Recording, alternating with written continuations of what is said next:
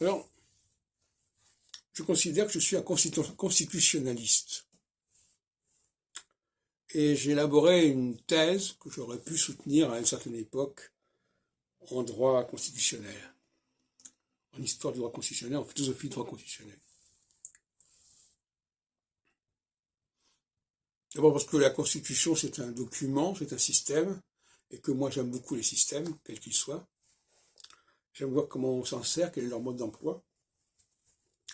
Et puis, elle a une histoire, elle a des prolongements, elle a des altérations, cette Constitution, quelle qu'elle soit. Elle a une origine.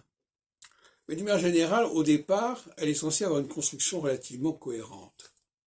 Comme une langue aussi, d'ailleurs, je suis également linguiste, elle est constituée d'une langue. Elle est construite. Et il faut retrouver cette construction, ce plan initial de la langue.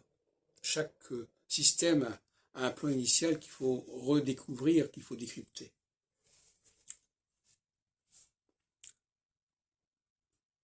Nous dirons que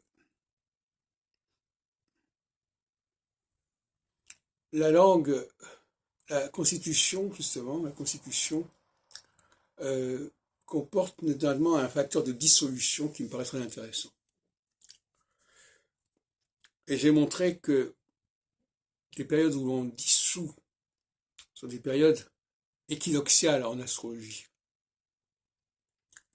Parce que la dissolution, c'est quand même une responsabilité considérable. C'est la décision de l'exécutif. Alors ça doit avoir des résultats tout à fait surprenants et inattendus pour ceux qui dissolvent, comme on a vu en 97. Mais ceux qui dissolvent, ils remettent en question le système quelque part. Et paradoxalement, la Constitution de la République prévoit la dissolution, prévoit que le président peut dissoudre.